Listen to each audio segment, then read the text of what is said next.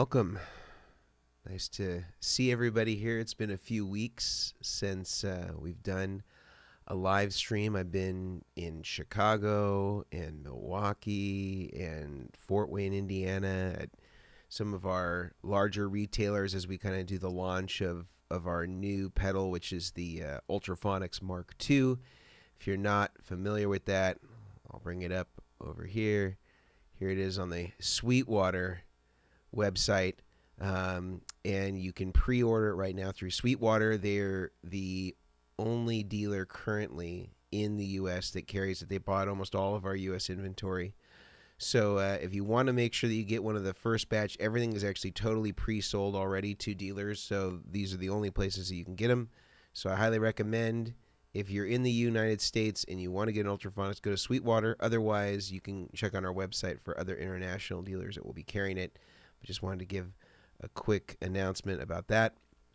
And also some other cool things that are happening. We have our Mark II pedal boards that are going to be releasing, which are really the same exact pedal boards that we've always had, except they have no need anymore for any sort of set screws. So the hinge is all done magnetically. So you don't need to lock it in place with a thumb screw or with a 10/32 screw like the original ones did. It actually magnetically closes itself, which is great. And the other cool thing is that we'll have modules available for buffering, and it'll do all the buffering that you could ever want. It could do 4-cable method, mono, stereo, wet, dry, wet, dry, wet. It has an isolated output with a transformer with a polarity switch. Some people refer to this as phase. So it'll have all that. And they were a little bit featured on one of Sweetwater's videos that came out on YouTube this week. There was a thing called Choosing the Right Pedal Board for You, and I talk about a dozen different pedal boards from different manufacturers, one of them being ours, but the other 11 being other manufacturers. And we talk about it a little bit, so if you're curious about it, check it out there. But the big thing that we're going to be talking about today, other than your questions, so if you have any, please do make sure that you get those in the comment section now. I try to answer them in the order that they come in. We're going to be talking about programmable overdrives and who makes the best. Now, I'll be the first to admit that this isn't a comprehensive list of every single programmable overdrive out there, but I think that it's a good sampling of maybe the highest price, most popular, to something that's more moderately priced and maybe not as popular in terms of its pervasiveness on the marketplace, and then one that is actually no longer in production but is very affordable and can be bought reasonably on Reverb.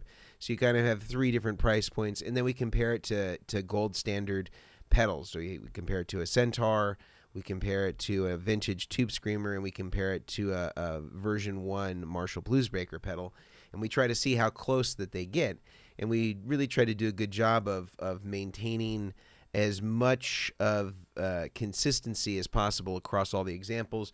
We used a looper to go into all those pedals after we played the example through the actual like gold standard pedal. So we would play, a Strat and a Les Paul into the original pedal, like the Klon, the Tube Screamer, the Bluesbreaker, and then we would loop that particular part of just the clean guitar and then run it through the three pedals, all anonymized. And so right now, even if you go over to the YouTube channel, you can actually see that people are putting in their answers, which is great. And so then that way we're able to actually see, what people are actually thinking when it comes to these particular pedals. So if you check out, I'll throw it up on the screen here real quick. You can see that people are putting their answers as far as, like for the Tube Screamer example, they preferred pedal 3. For the Bluesbreaker, they preferred pedal 3. And for the Klon, they preferred pedal 1. This sort of thing. And so we can actually see with all the pedals anonymized what people actually choose. And I haven't given out the answers yet as to which the pedals are. I actually don't even know myself which pedal is which, because I had our video editor, Victor, for this one keep it all anonymous. And so we're going to count them up in a couple of, maybe a couple of days, maybe a week or so, and then we'll publish the results when we have a good sampling. And we'll post this up also on Instagram and Facebook, and to see what the responses are. And it'll be interesting to see what people choose overwhelmingly. None of these really specifically do Tube Screamer, Klon, or Bluesbreaker, but they're kind of made to emulate a lot of different overdrive and distortion type sounds. So to see what we can get out of them, I think is really cool.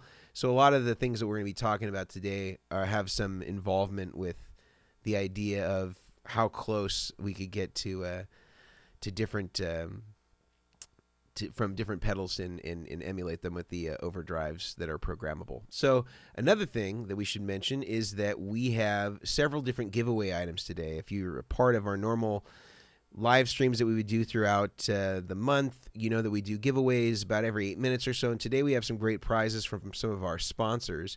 We have Diodario NYXLs. We have a 3-pack today that we're going to be giving away for people that can answer some questions, the comprehension-related questions to the video this week.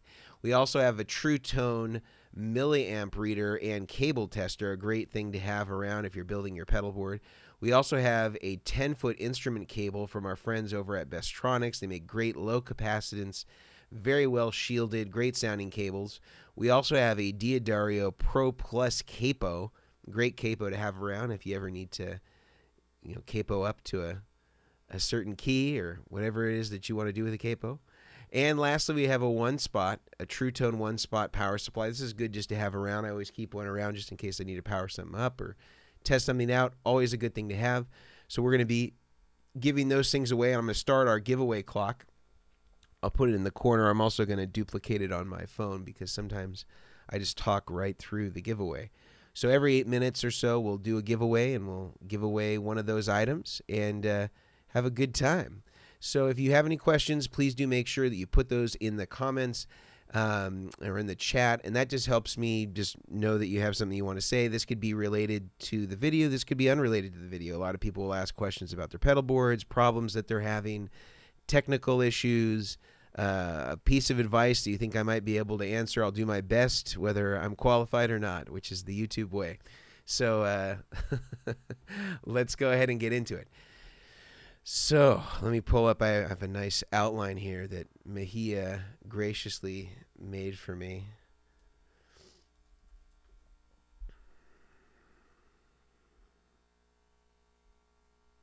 All right. There's my outline.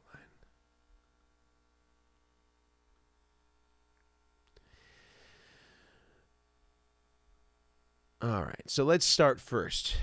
Going back to our video, who makes the best programmable overdrive? So what is a programmable overdrive, you might ask? Well, it's an overdrive pedal that has MIDI control in most cases that allows you to have multiple different presets, excuse me, so that you can seemingly have 10, 12, 15 different overdrives in one box that you can set differently with different EQs, different sorts of diode clipping, depending on which one you get. And you're able to emulate a lot of different sounds in one box. And the reason why you might want something like this is if you have a MIDI programmable rig and you want to try to consolidate space, you don't need to have all these different overdrives or distortion pedals in order to accommodate these sounds. You can incorporate it all in one roof. So the purpose of the video this week, again, who makes the best programmable overdrive, is to take a couple of examples and really see whether we can even get close to these gold standards. Because a lot of times I find when people will make claims like, it's the best tape echo I've ever heard, and then you ask them to sort of support that with, well, how many tape echoes have you played, or which tape echo do you own? Then the conversation very quickly fizzles out, because most of the individuals that will make these really over-the-top claims rarely have a lot of experience with the thing with which they're comparing. And we even saw this to some degree in the comments, where people were kind of going all in on saying, well, the differences are so minute, and my Axe effects can do all this, or my Kemper can do all this. And I think that generally the people that say that rarely have owned any of the representative samples. They've never owned a Centaur. They've never owned a vintage Tube Screamer. They've never owned a version 1 Bluesbreaker. And so they're sort of taking an interpretation of an interpretation. They don't actually have the real thing in front of them to make these sorts of judgments. But I think that the thing that this video does well, of all the things that it does, I think what it does well is it actually gives us a good reference point for each one of those pedals. I try to do my best to play something that would sort of incorporate kind of a tone that you might get out of one of those, and then really trying to line up those other pedals as closely as possible. Now, this isn't the only test. I'm sure that there can be other people that have better examples of this, or maybe different examples of this that would either support or maybe disconfirm any of the results that we got. But I think overall, the main reason why somebody would want to watch this is if they're considering getting a programmable overdrive to replace a lot of their gold standards. And maybe it's not a replacement thing in terms of a permanent nature, but really is a replacement in terms of they need a travelable rig and they don't want to take out their prize Tube Screamer or their prize Klon or their prize Blues Breaker.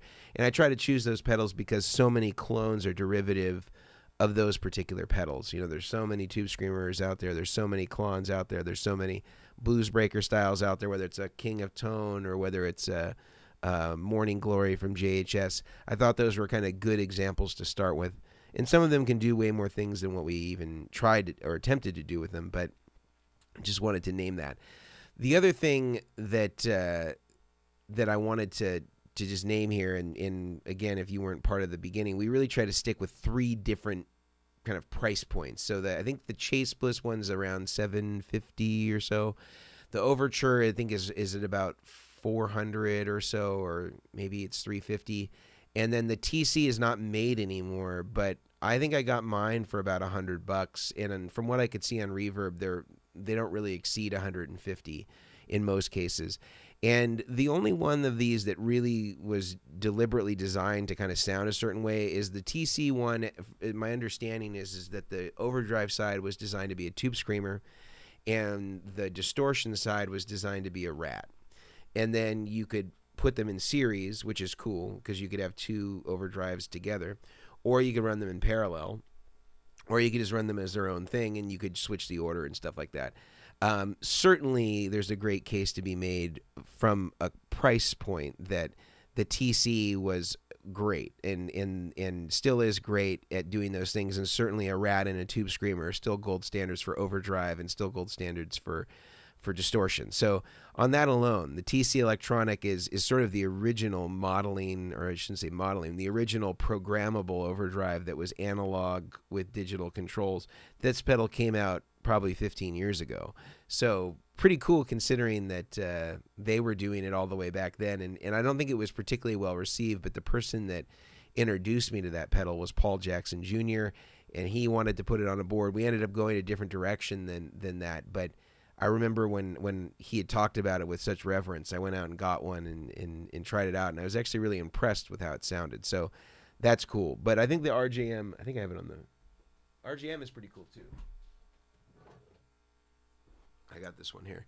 The RJM is great. And the thing that I think, the one thing I wish they had done is that they had created names for the overdrive programs that were correlated more with what they are, because you definitely have to use their manual as a lookup table to understand which one of these things are.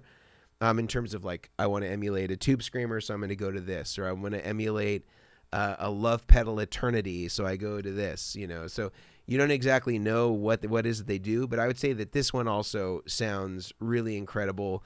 It's tied for the smallest. You know, it doesn't have the automated faders, and I get for some people the visual of that is really cool, but functionally the automated faders really aren't producing much. Those could have just been knobs. But I understand that, you know, you gotta bring the steak and you gotta bring the sizzle, and I think the Chase Bliss definitely delivers on that.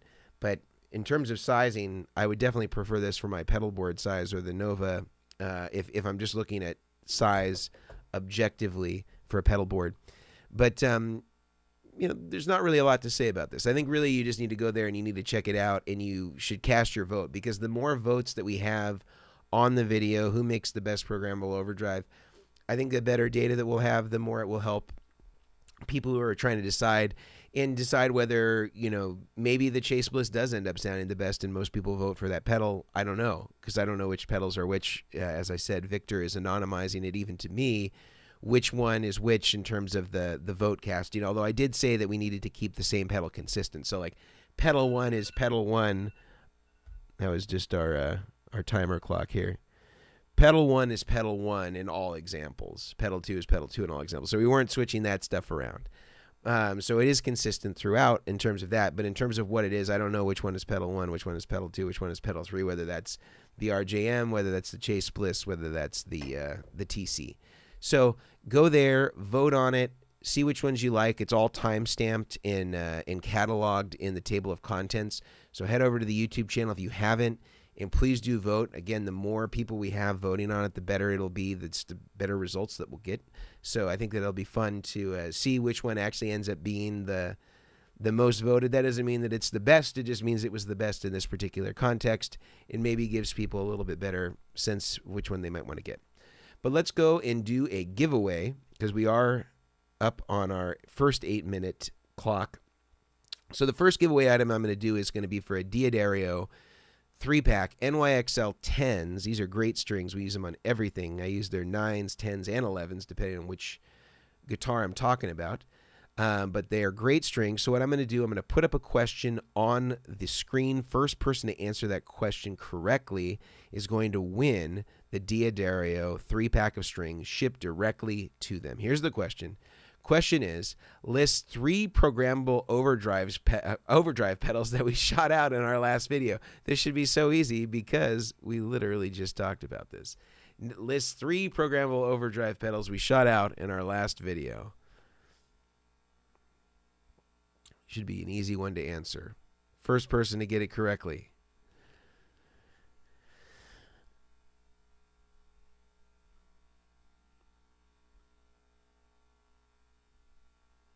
And this was Mateo Friedman got this one. Congratulations to Mateo. And if you didn't win, no big deal, because I'm going to restart the clock now. And we're going to do another giveaway in 8 minutes. I'm going to start my phone clock as well.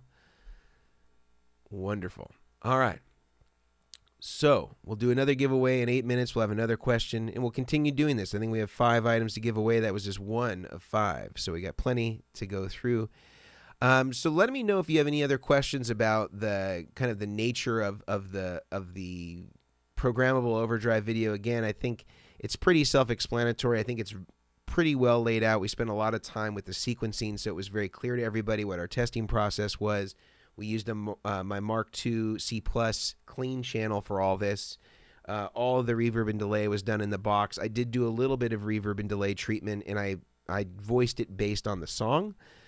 Because presumably nobody's ever just going to be using, I mean, maybe some people will that are more men than me, but pretty much all of us, if we're using some sort of distortion overdrive, we're probably got some sort of reverb on and some sort of delay on. So I kind of fit it to how I would put a reverb or delay based on the passage that I was playing. There was somebody that complained about that it should have been totally dry, but it's like, how many guys play totally dry? I mean, not that many guys.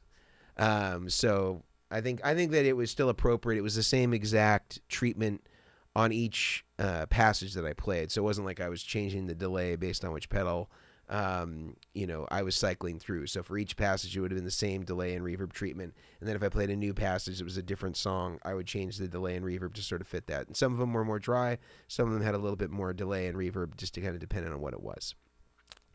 So I think that that's enough talking about this stuff. I think if you want to watch that video and you want to check it out, maybe it'll help me. I hope that everybody, I don't know, hope everybody voted for the TC, but it would be funny if everybody voted for the TC and that ended up being the best, the one that came out 15 years ago that people slept on, and it was, the most popular one. That would be funny. But I think that I bet, just based on what I was hearing, I think it's going to be pretty split. I think it's going to be pretty split across the board, and I think it's just like a matter of taste thing. Some people are going to prefer Chase Bliss, some people are going to prefer RJM, some people are going to prefer the TC, and I think it's good that we keep it anonymized, because I know the cool factor on the Chase Bliss is off the charts. It's so cool looking. It's got the automated faders. There's nothing not to like about the look, the vibe. It's all there.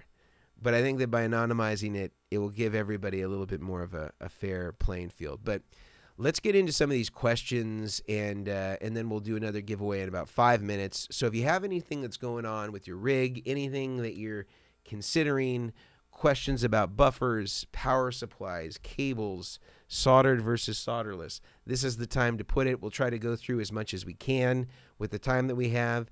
And, we have a pretty small group today, so I don't think that there's any reason that we shouldn't be able to get through everything. So feel free to use up that space in the chat, and we'll get going.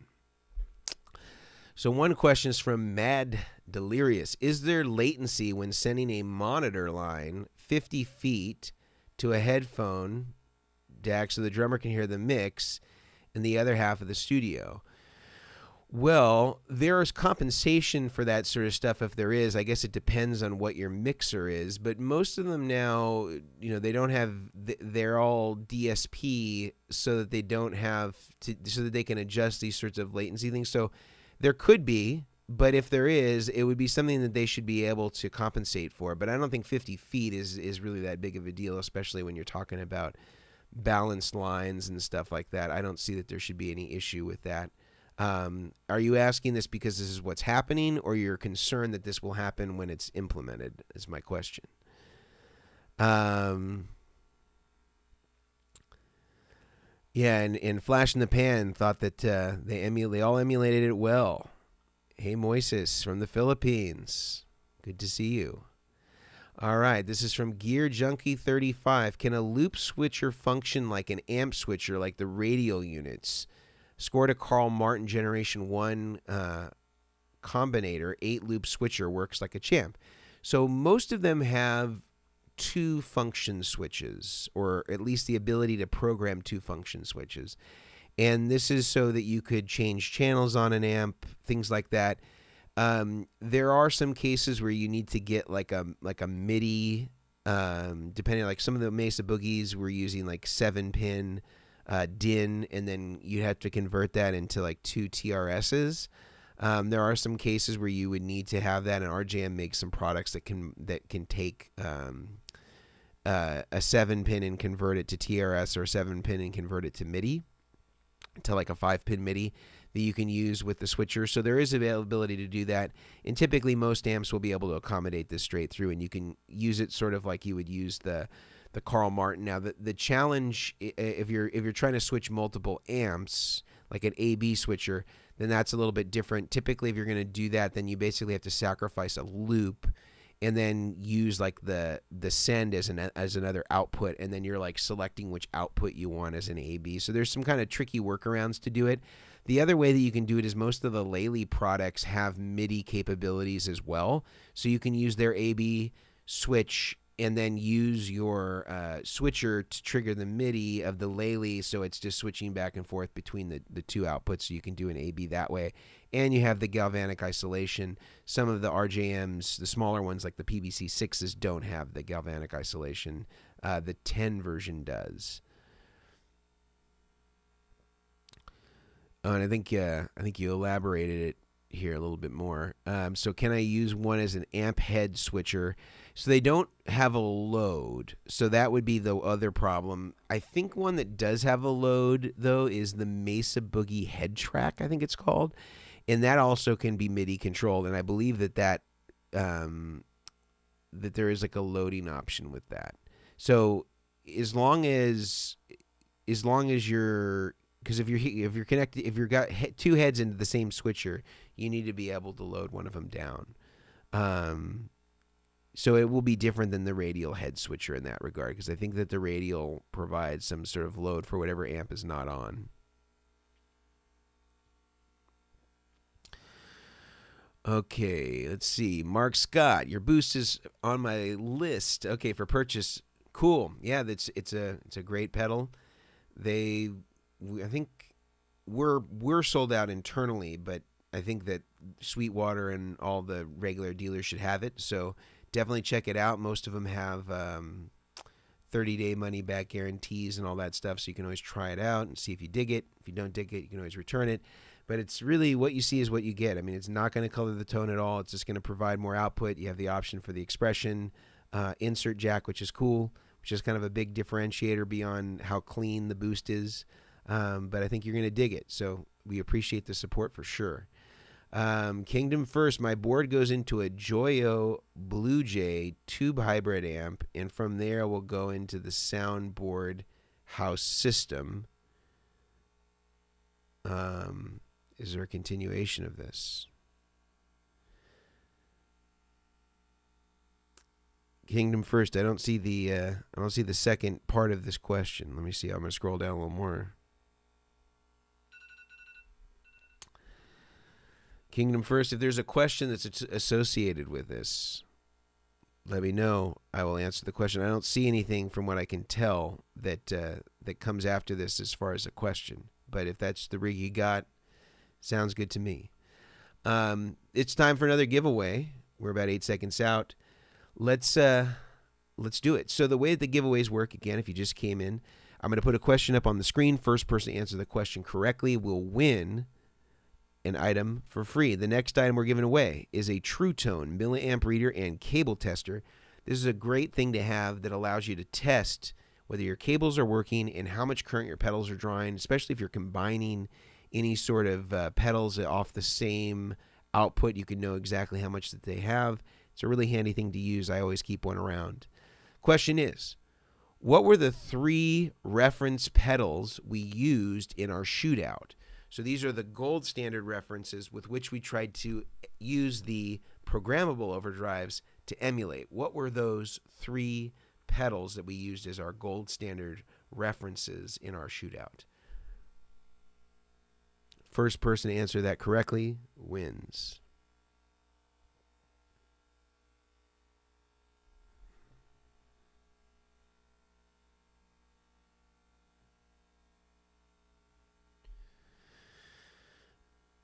What were the 3 gold standard pedals we used? It looks like Tamuz Edelstein got this one. I hope I said your name correctly. You won. Congratulations. It would have been a Klon Centaur, a Tube Screamer TS9, and a Marshall Blues Breaker version 1. If you didn't win, no big deal, because we're going to be doing another giveaway in 8 minutes. Make sure to get your questions in the chat so that we can get to them. We'll go in the order they were received. All right, let's see. All right, we talked about that. We talked about the Blue Jay. All right, let's see. McJames. What would you say is the best way to repair a battery adapter where one of the wires has come undone, especially being that it's an original violet ram's head? I mean, you could probably just solder back, just like a splice would be the easiest way to do it if you didn't want to have to open up the pedal fully. You just need to make sure that you use some heat shrink or something to cover the exposed wire. And if it's those old battery clips can be pretty flimsy. So can the actual wires themselves, especially when they're older. They get pretty frail and brittle, especially if they've been moved a lot. The other way would just be to buy a new battery clip and then just solder it back onto the board if you feel comfortable doing that. If you don't feel comfortable doing that, then I think you're going to be stuck with kind of doing a splice or cutting back both the black and the red lead to where they're still sort of clean, and then soldering on a new battery clip and then using a splice there for it, and then just heat shrinking over the exposed wires again so they don't touch. That probably be the other way to do it. And I think it really just depends on how confident you are in your soldering, whether you feel like you can desolder the original and replace it with a new battery lead with a new battery clip. So I think that's kind of your only option. Unfortunately, there's not a clean way to do it. And on that era, they weren't using any sort of ribbon wires or any sort of sockets or anything like that. So there's no easy way to just drop something in its place. I'm not convinced the number 2 is always the same pedal. No, they were the same. The sequencing of all of them was the same. They were all labeled the same. So we were really careful about that so that there wasn't any changes. I promise. Mark Scott just got the Empress Buffer Plus, Next Boost Plus. I have to be honest, I'm scratching my head a little bit about that. So you're scratching your head because it doesn't do anything, or you're what's the challenge?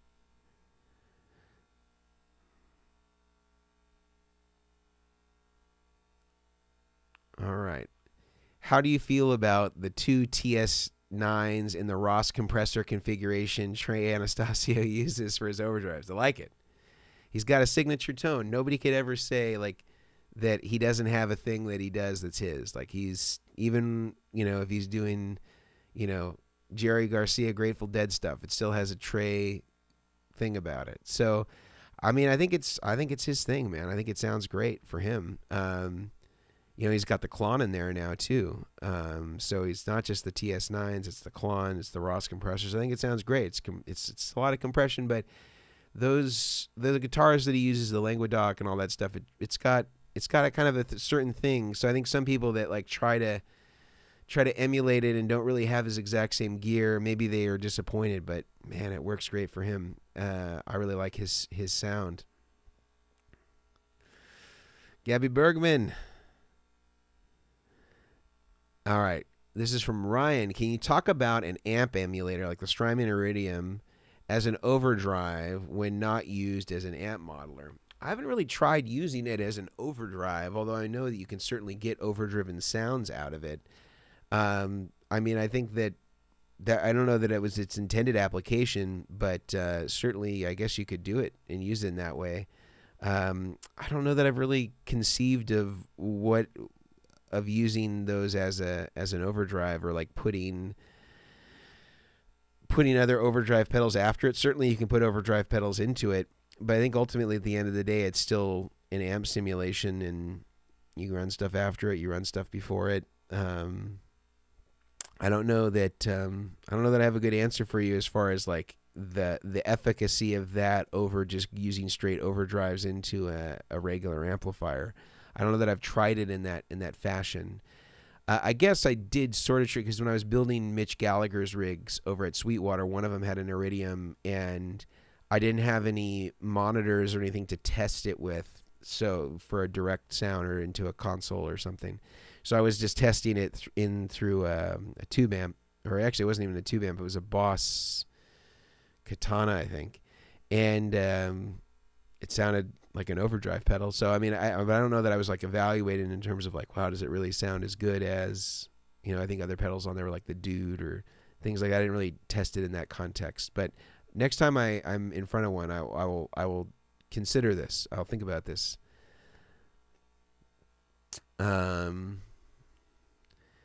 Let's see.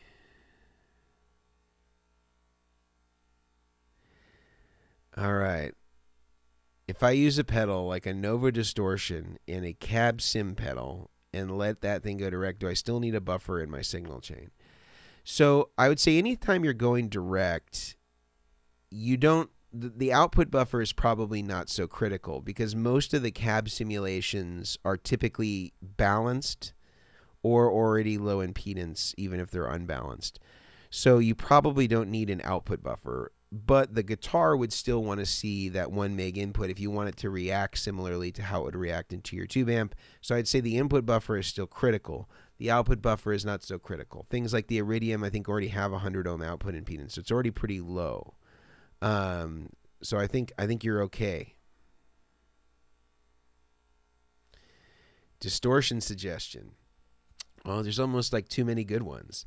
I think that, the classic is always, of course, to me, the Rat is a great one. I think that the Keeley modded DS1s are super slept on.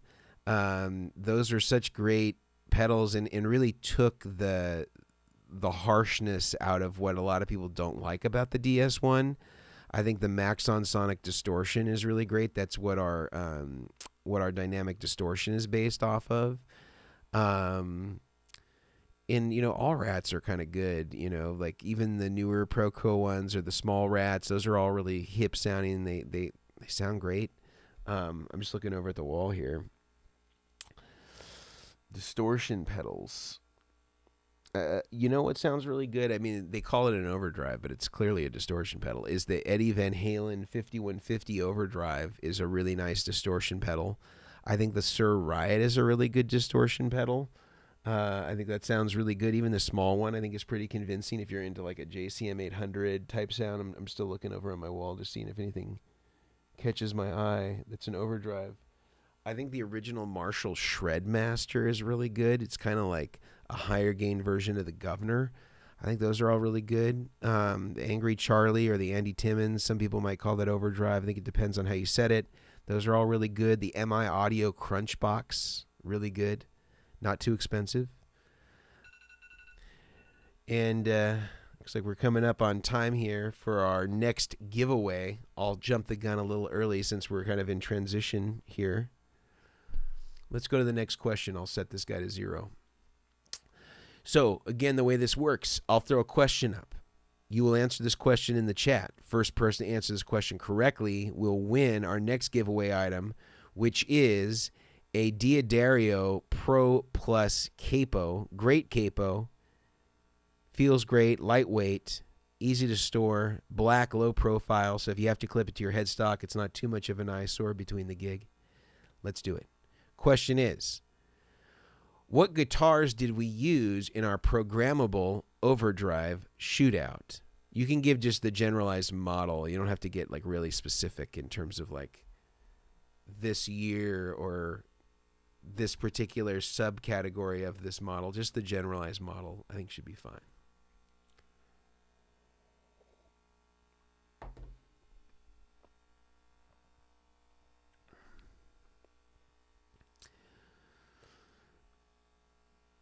All right, Vince DeGoya. Vince is always cleaning up on these. It should have been a Strat and a Les Paul. The exact guitars were a Rory Gallagher custom shop. Got from Chicago Music Exchange. Shout out to Henry Bianco for that. And an R8 Les Paul. I think it's like a mid 2010s. And shout out to Dave Sampson at Tall Toad Music in Petaluma, California, for that guitar. Let's start up the clock again. If you didn't win, no problem, because we still have 2 more giveaway questions to go. And if you have any questions about your rig, things that are going on, questions for advice, troubleshooting, put those in the chat and we will get to them. Okay, this is a good one. This is from Scott Johnson, R. Scott Johnson. It's almost like an author's name, like F. Scott Fitzgerald. On bigger pedals, how much Velcro do you use? This is a great question. I'm trying to think if I have any like big pedals here that have Velcro. Let's just take a big pedal.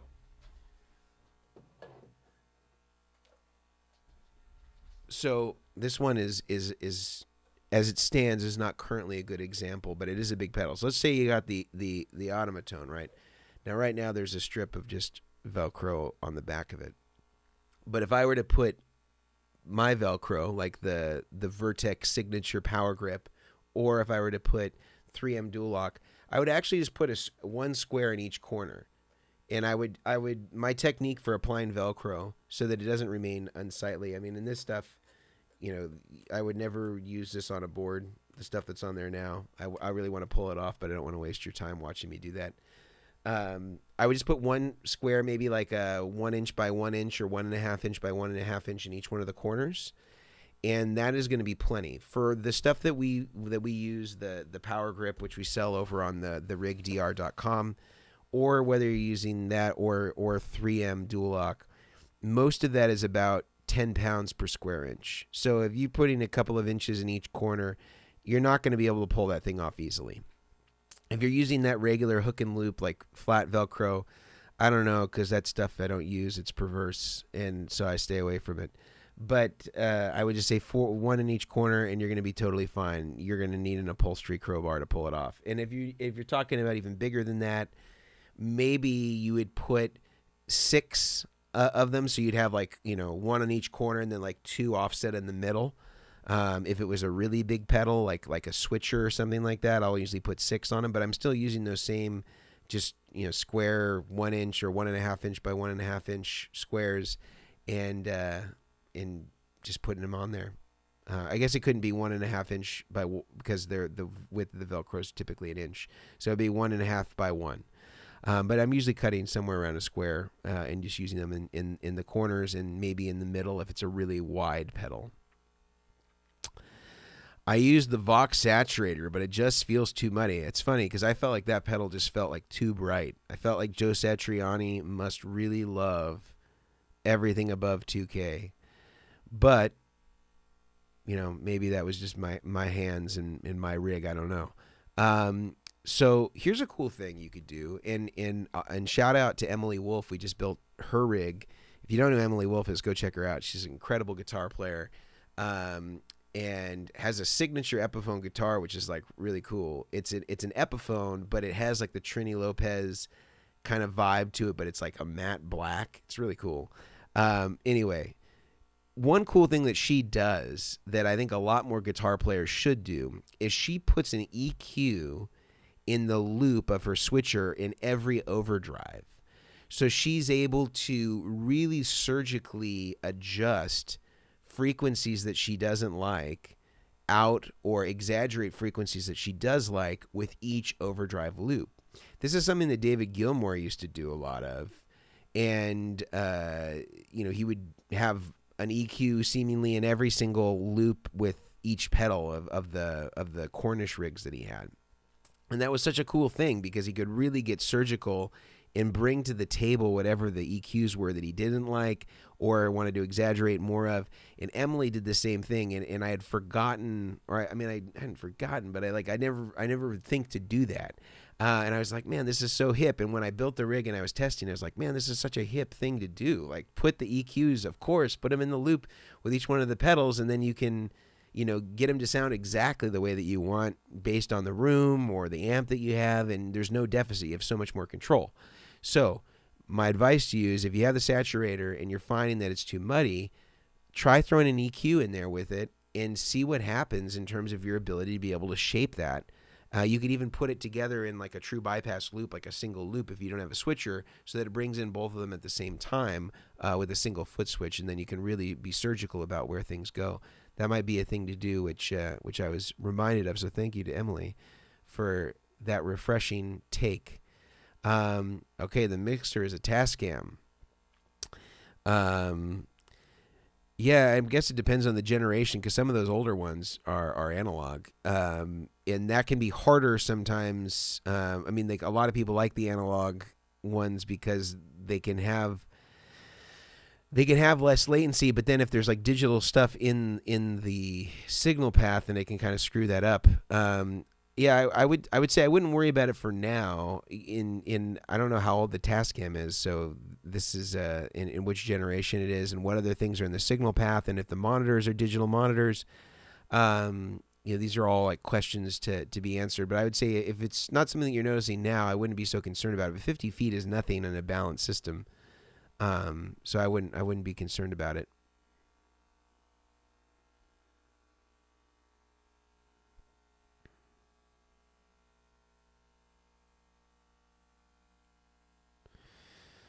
Oh, this is getting back to the amp switcher or the Carl Martin switcher. It was just a 2-output TRS, and you just want a 1/4 inch to use a second looper. I'm not sure I understand the question here, Gear Junkie. Can you clarify that for me? You're saying all you want to do is a second looper? I don't understand fully. Clarify that for me. I want to answer it for you. Eric Cooper, are Dumble style overdrives your favorite, or did you see a need in the pedal market to bridge the gap from the expensive vintage amps, Love My Steel String Ultraphonics? I like those sounds, and beyond that, we just kind of had the right conditions environmentally, I thought, to do a good interpretation of it. And I think there's a couple of things, like obviously the Dumble fanatics, they're a very guarded group. And so even if I ever go on any of the Dumble forums and stuff like that, I think like most manufacturers that are making any sort of volume of products are pretty much like pariahs in those communities, because it's like a one-upmanship of like who has more of an inside scoop, and all these guys, it's like a lot of the forums, like everybody wants to pontificate around like these really minute details, and they want everybody to share sort of their dogma about it, and none of them want to acknowledge that like the secret ingredient is just ketchup. And so they go on about these small details. In any case, how do we get into it? The reason why we got into it was because Henry Kaiser had all these amps, these Dumble amplifiers, and was very willing to let us play and compare them to each other and to pedals. And we did a little bit with his amp, and then we had access to this other amp that belonged to Jackson Browne, so we were able to do a little bit more of that. And then we had this availability to this other amp that had belonged to Robin Ford, so we got to do a little bit more of this comparing. And ultimately, over time, we had so many examples of the actual amplifiers that we were no longer kind of swinging at the piñata blindly, which is what a lot of us are forced to do that want to get into making Dumble overdrive pedals. We kind of have to say, well, it kind of sounds like how it sounded on this record, and I guess that's close enough, but we don't really know how it sounds. And then there's this other caveat, which is like every Dumble was made customized to a player.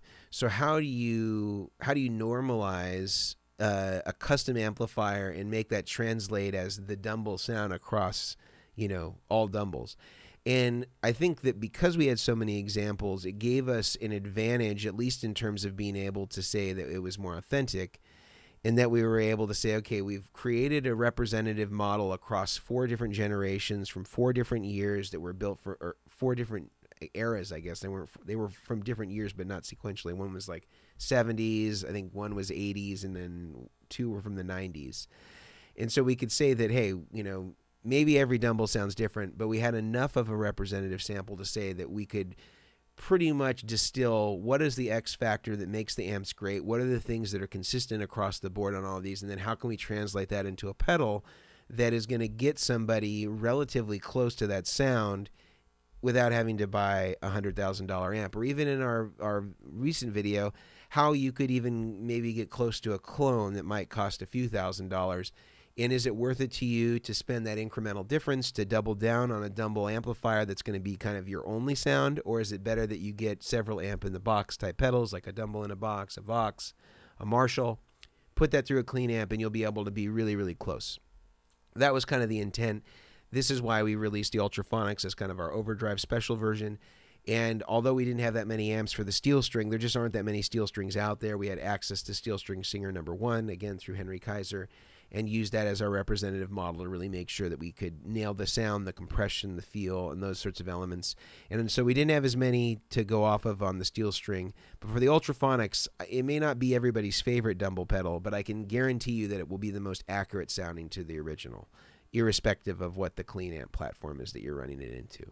So that's what I can say about that. And thank you for that question, Eric. And I don't know if I forgot to reset the clock, but let's just pretend we're out of time. And we'll go to our next question. Our next question is the winner is going to be getting a True Tone 1-spot power supply. Great power supply that's just good to have around if you ever just need to power something up. I was working on one of our new prototype boards. You won't be able to tell what it is from here. That's why I'm showing it to you. But it does have 5 knobs. You'll know that. So one thing I'm working on right now, I was just testing this out the other day, and I happen to have a 1-spot right here. It was just good to test it out to see if my prototype was getting in the ballpark. I was comparing it to another prototype to see which ones I like better, making a few changes to each of them.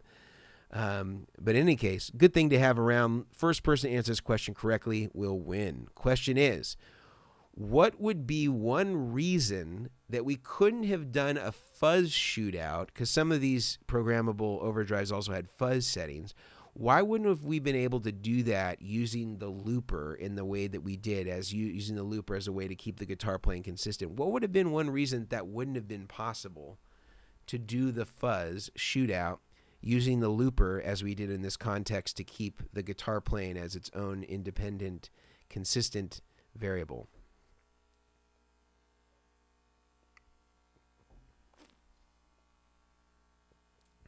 Lisa Evans got the 4th question.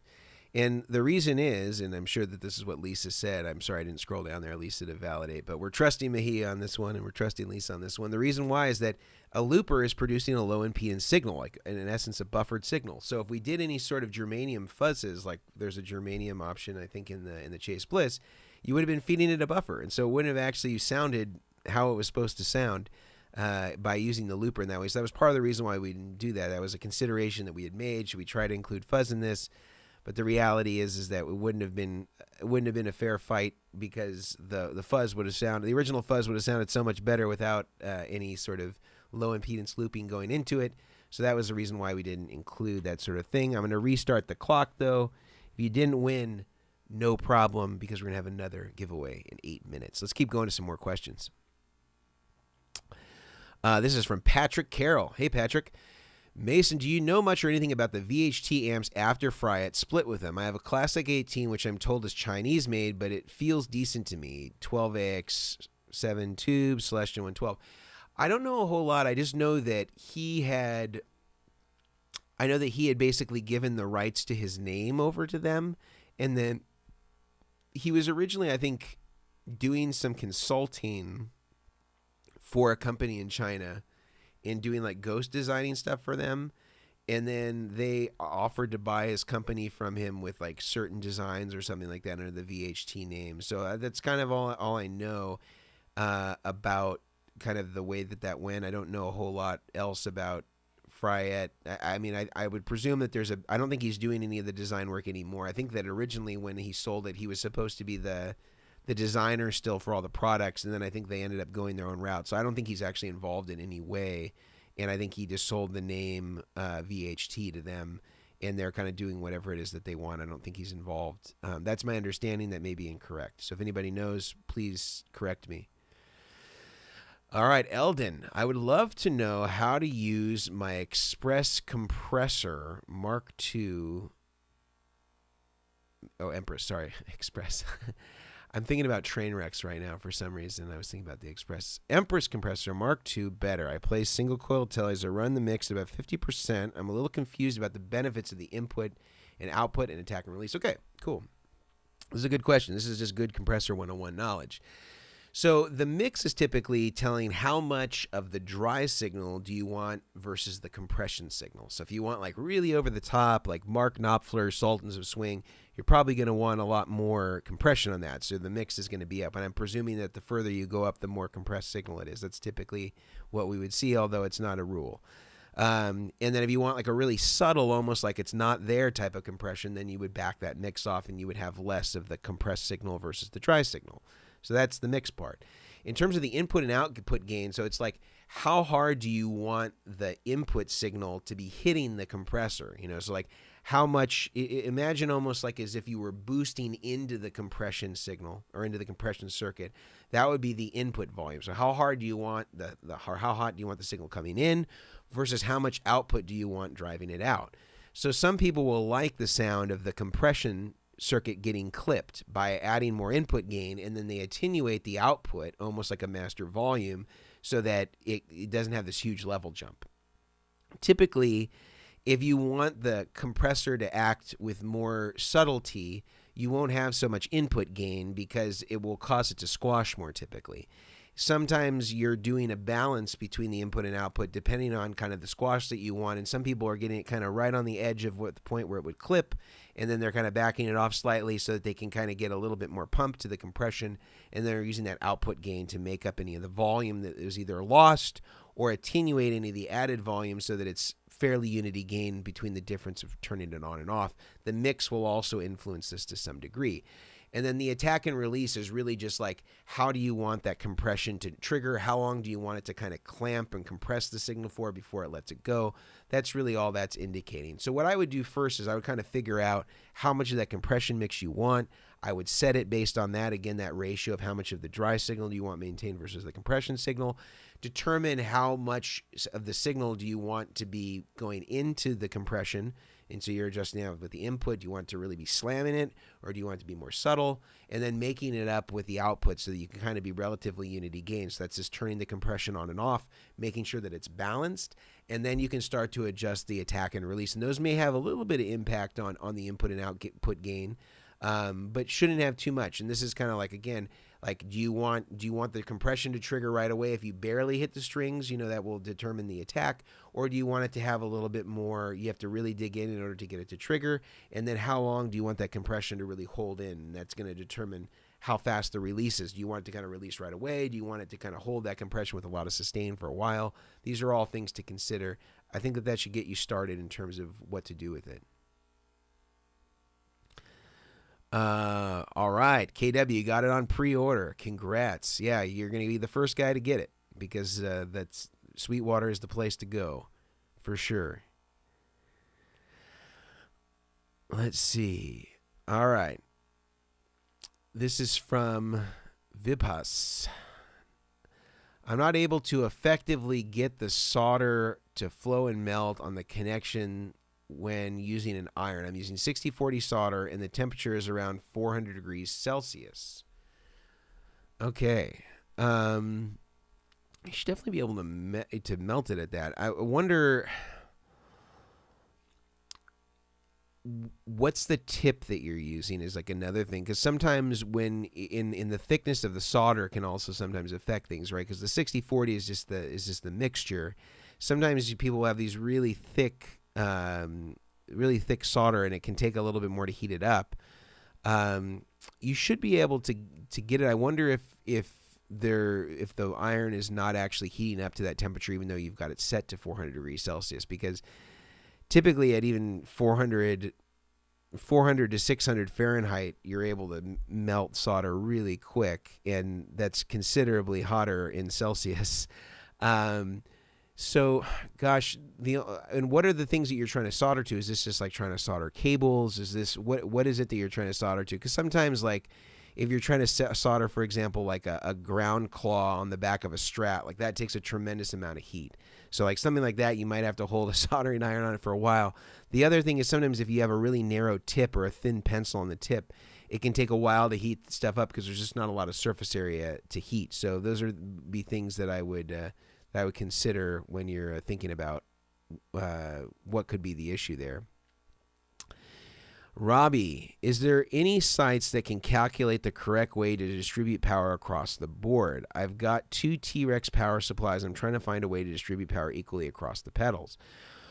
Well, the thing that we showed here as one of the giveaway items, the milliamp reader, is a good tool to have that can help you figure out how much each pedal is actually drawing based on how it is that you're setting it. But the T-Rex should have in its specs what the total amount of current is, if it's not already listed on the power supply output itself, if it's got 300 milliamps or 100 milliamps. And I think on some of those T-Rex, they're all paralleled, or a lot of them are paralleled off of one output, and there's only certain ones that are isolated. So in that case, you just want to make sure that the pedals aren't exceeding that. Most pedals in their manual will have a milliamp reading, a current reading, for each one of them, but typically they're rated higher than what they actually draw. So that's where that current reader comes into play, where you can actually see how much they're actually drawing, and that will help you make a determination whether you're exceeding whatever the total current is of that particular group of outputs, if they're all paralleled, or if you're under it. So that's what I would use, a combination. I would use now, if you don't have the milliamp reader, you could use the manual as a rough estimate, but I think the easiest way to do it is to definitely go to the go to the milliamp reader and have that be a double check to the manual, because rarely have I found that it's exactly what the manual states. Usually it's far less than that. Let's see. We'll do a giveaway in 40 seconds. We'll do another question before that. This is from Baron. I love using my Amplifier as an overdrive, but mostly just used it as an amp in a pedal. Cool.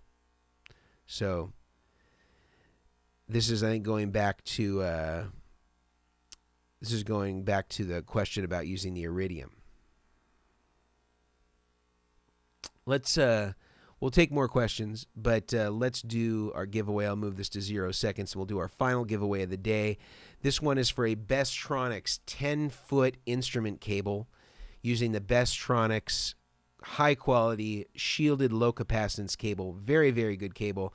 I love using these as output cables as the very last thing to drive back to my amplifier, but you could also just as well use it as an input cable. So the question is, what device did we use as the looper in our programmable overdrive shootout? This would probably be hard for anybody to answer that didn't actually watch our video this week. But what was the looper that we used in order to feed the signal through all of the pedals as we were trying to replicate the same exact guitar playing through all pedals?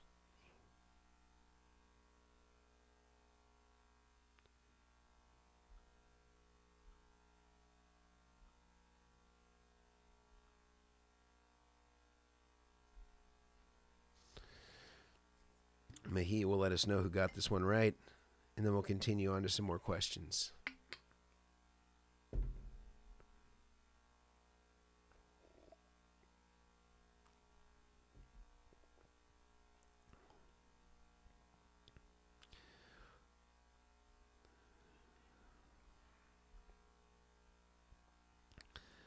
All right, let's see what we got.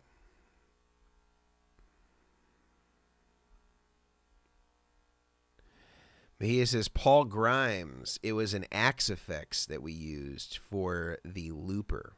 Because I have one here in my rack. It was really easy just to trigger on and off. So the Axe Effects was what we used as our looper going into all of the pedals.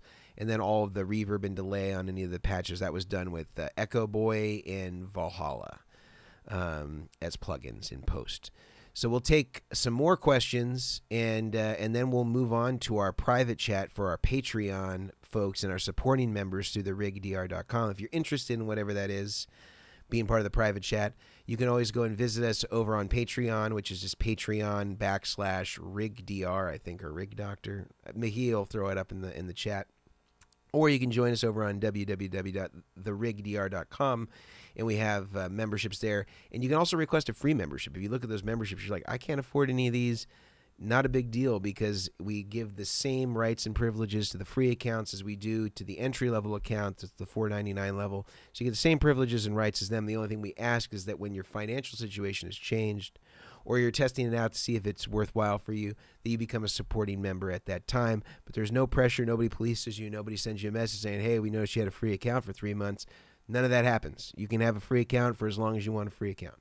So feel free to join. Don't be bashful. We'd love to have you. Let's take some more questions. All right. Elam.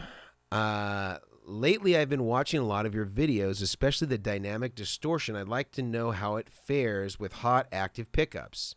I don't have any videos with hot active pickups, but it sounds great. I mean, I use it with my DiMarzios and stuff in my Super Strat here, and it sounds great for that. I mean, it's a distortion pedal, so the more distortion available, the better.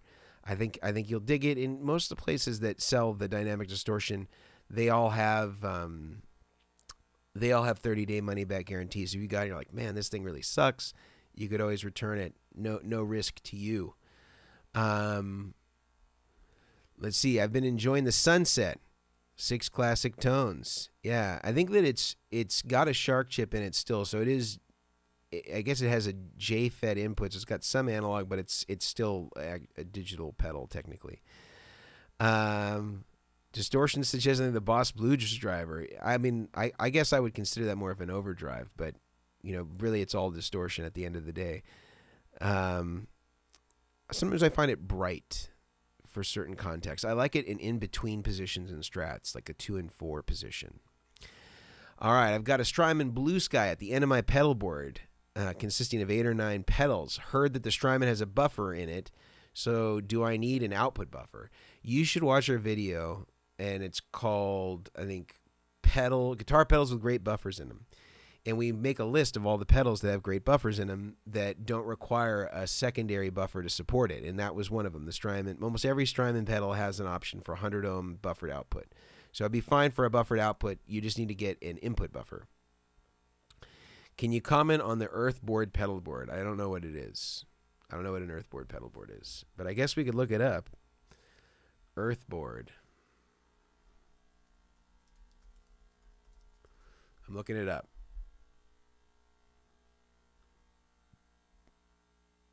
Earthboard.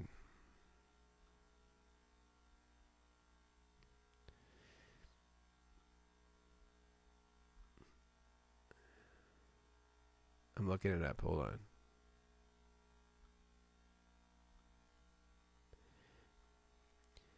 Let's just full disclosure. I've never heard of this before, so I'm coming to this new. It looks like the next generation is here. Not your daddy's pedal board. I love it. All right, so it's got built-in I/O for battery or AC. So it looks like it's like a rechargeable pedal board of some kind. But it would mean that everything that's in there is all, I mean, unless there's some sort of distribution for it, that everything is sharing. It's sharing the same 3 amp AC. Let's see. Gravity boots. I mean, I don't have anything. I don't have anything that I can say about it, positive or negative. I think it seems like it's definitely like, um, it looks like everything is sharing its own. It's sharing the same power, so that could be a problem in some cases. Could be wrong on that. Um, I don't know that I have anything that I can really say about it without. It's saying you can isolate specific pedals with no ISO, but I mean, I don't know what he means by this. So I guess I would need to probably see one to really give you a good commentary on how good of a pedal board it is. So I don't know that I can say anything good or bad about it. Um, I like his marketing, not your daddy's pedal board. Yeah, we need to start that. What's up, Jacob? Not your daddy's pedal board. I love it. All right, let's take some more.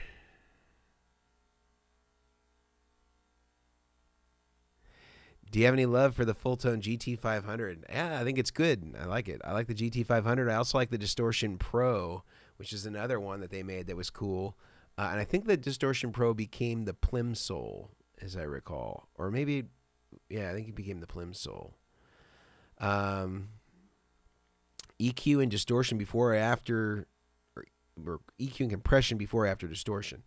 You should watch our video on Signal Pass, and I explain that. But I would, just to give you kind of a summary, I usually say EQ if you're using it to EQ like the sound of your overdriven effects. Certainly after is more effective, but some people like to use it to like EQ the guitar to like maybe sound more like a scooped pickup or like a TV Jones versus, whatever. I've seen guys use it in different ways to sort of exaggerate things. In that case, you would want to use it closer to the guitar. Compression for guitar-based stuff typically is up closer to the guitar and not after the distortion. Although in a studio context, it's after everything. So it sort of depends on what the effect is that you're trying to use the compression for. And are you going for a kind of a classical, like Mark Knopfler, I used that example earlier just because he's a guy I can think of that uses a lot of compression up front with the orange squeezer. Just depends on the type of compression that you're going for.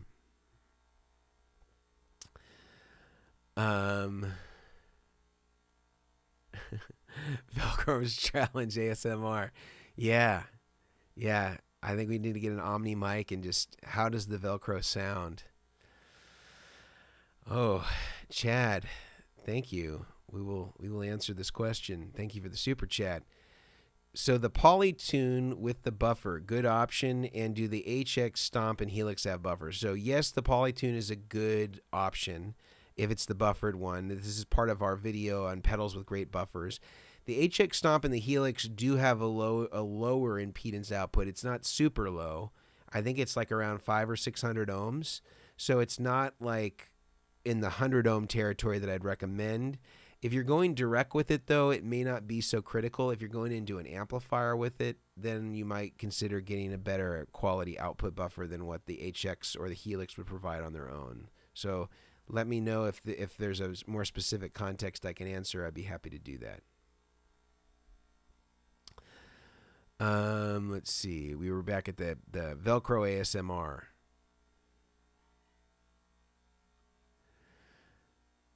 A recent video of Ryan Burke 60 cycle and recent video about Fulltone. I haven't seen it. I'll have to go check it out. Oh, thanks, Jeff. It's very kind of you.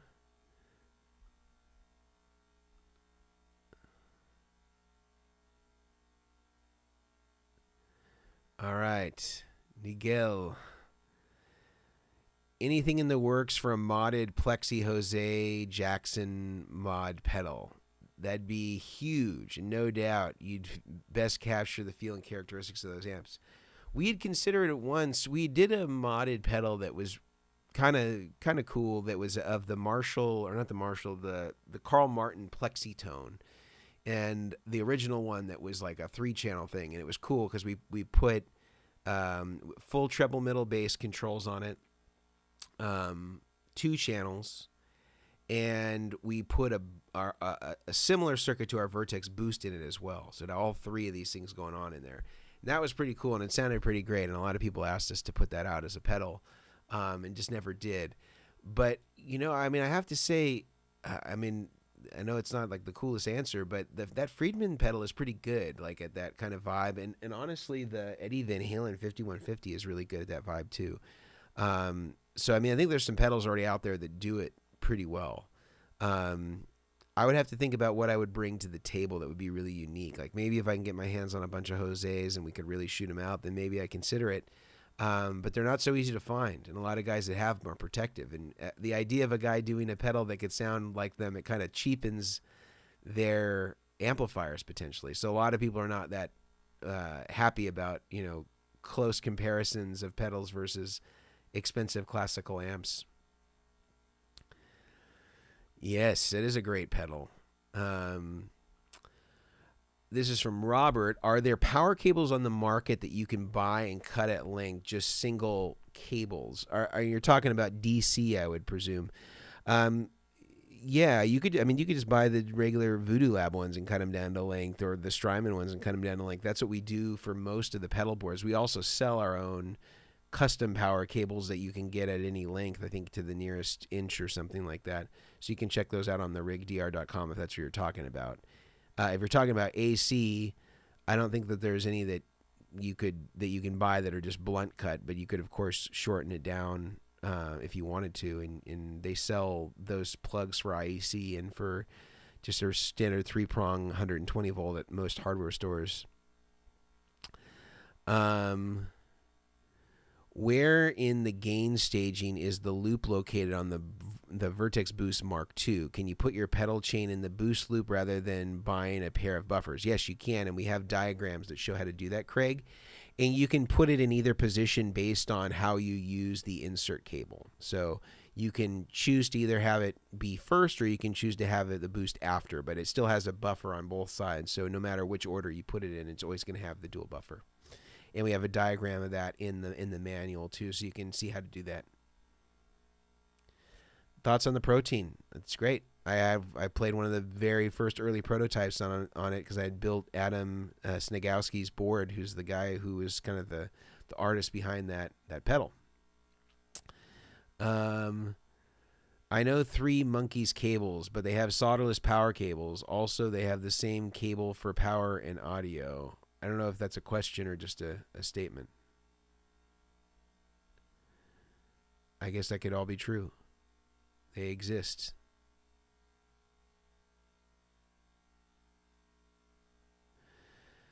All right, let's take a few more and then we will complete for today. I have a TC Electronics Bonafide at the beginning of my board. Should I put the Hall of Fame at the end? Where should I put my Dunlop wah pedal? The wah has a buffer. So your wah probably doesn't have a buffer. It probably has a lower output impedance or an optimized output impedance to have a fuzz following it, and it would only be on when the pedal is on. That's typically what these people mean when they say they have a buffered wah. So you should check with the manufacturer. I'm fairly confident that the output impedance is just optimized, knowing that most people are going to put a fuzz after their wah, and that the sweep of their wah is not going to work properly unless the output impedance is optimized to have a super high impedance fuzz following it. So I would doubt that it's on when the pedal is off. So double check that. Pretty sure that's the case. In that case, I would put the tuner after your fuzz. If you have a fuzz that's impedance sensitive, I would test the wah with and without the buffer on the input, because maybe it'll sound weird.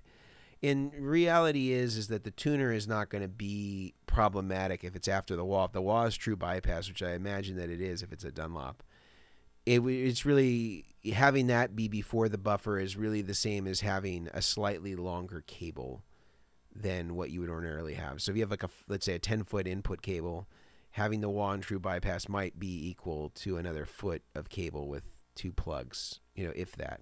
So I don't think it's that consequential to your tone. I love to talk to Henry Kaiser and just see what that dude's like. He's a very cool dude, I have to say. One of the coolest dudes I've ever met.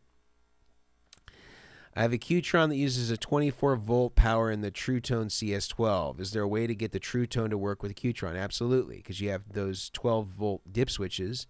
If you use a voltage doubler, 12 plus 12 gets you 24. You can buy that adapter cable from us at therigdr.com, but also True Tone, no, not True Tone, Voodoo Lab sells a voltage doubler cable as well that you can get.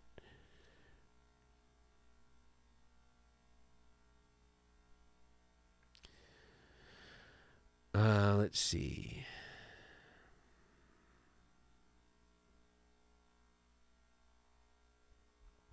Oh, getting back to this question. So you're using SP400 plugs and standard cable, and the solder is a bit thick. Are the Kester ones you recommend quite thin? I'll get this one. Well, you can get different thicknesses from Kester. So usually I get a couple of different thicknesses just depending on what I'm doing. So like for really big things like speaker cables or something like that, I like to have a lot of solder. And in order to get that much in a smaller, solder gauge, I have to kind of braid it together. So I have a bunch of solder that can transfer really easily. So it's good to have a couple of different thicknesses if you think you're going to be doing a lot of soldering. But I also I'm suspicious that your soldering iron is not getting up to temperature if it's really not melting that fast, because that's unusual. 400 degrees Celsius should be enough to melt that. So I would think about the iron. The ones that I really like are the Heiko ones. Those are made in Korea, and the Wellers, which are, I think they're made in the United, or the company's from the United States. I don't know if they're made in the United States. But they have adjustable temperatures. They're very good and absolutely bulletproof.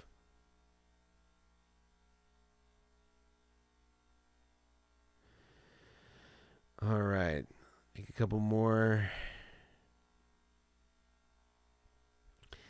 Chad, you can get all that information over on therigdr.com. There's different options, and it depends on who you get it with. It's a different price for me versus some of the other people that work with us that do the tone consults.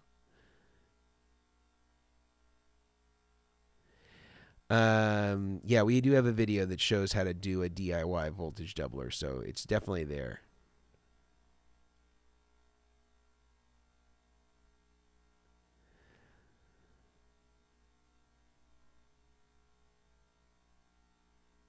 So you plugged into a modulation pedal, and it seems like the overall volume decreased. What is the modulation pedal? What happens when you put it in bypass? Sometimes on certain modulation pedals have like a depth control. Sometimes that can affect the output. So if like the depth is really high, then it can sometimes, like a tremolo sometimes can do that.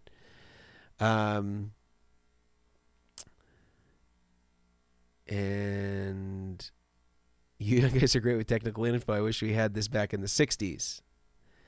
Nice. Yeah. Well, there was probably guys that knew it. This information didn't travel so fast, So it might have been harder to get all that information out there. Now with YouTube, you can search it and everything's cataloged and indexed and all that fancy stuff. So it's way easier to find stuff now, I think. But a consequence of our time. Everybody, I appreciate those of you who are here. Congratulations to those people who won the giveaway items. Make sure that you get in touch with Mejia. He's put his email address several times in the chat, so you can reach out to him there. We're going to move on and transition to our private stream, which is done for our Patreon supporting members and also those who are supporting members through therigdr.com. Again, if you look at the Patreon rates or you look at the rigdr.com rates and you're like, hey, I really want to be a part of this private stream, but I can't afford it. Again, we offer free accounts. There's no means testing. Nobody asks you. Nobody hassles you. You can maintain the free account in perpetuity for the rest of your life if you want. So don't feel bashful about asking, but if you do want to support and you can support, I highly recommend that you go there and you check it out. Also, you can always support us. Head over to the website. Head over to vertexeffects.com. Buy one of our pedals. That goes a long way in supporting the things that we do, or buy one of the products over at rigdr.com. That's all the pedalboard materials. If you want to get the new Ultraphonics Mark II, they are available through pre-order right now on Sweetwater. If you go to our site, you can see Sweetwater's right there. It takes you to their site, and they have pretty much all of the U.S. inventory that is available. You can pre-order here. This should be shipping by kind of the middle to the end. I'd say, well, we're kind of in the middle. More to the end of this month, you should have it in hand. This is the best that I could make this pedal. It was already a super faithful recreation of the Overdrive specials that we had, and we just improved a few things based on user experience and some things that people said that although we made it maybe with the most fidelity in practice, there was a few little things that we could have tweaked. And so we added that input gain control as basically a boost circuit on the input so you could compensate for different pickups, smoothed out the overall master volume so that there weren't any big jumps in terms of the sweep, and just made it a little bit, 30% smaller, so quite a bit smaller. It's a very, very cool pedal. It's one of my favorite pedals that I have ever made, certainly my favorite Overdrive that I've ever made. So I highly recommend you check it out and get it if you haven't already. And again, I appreciate everybody for being here. And again, if you want to join us over on the private chat, feel free to check out those options or just send Mejia an email. It's mejia@vertexeffects.com, or you can send it to info@vertexeffects.com. We'll get you a free account if you want one, no questions asked. So thank you all for being here. For all the Patreon people, you will get an email with the link to the private stream in moments. See you later.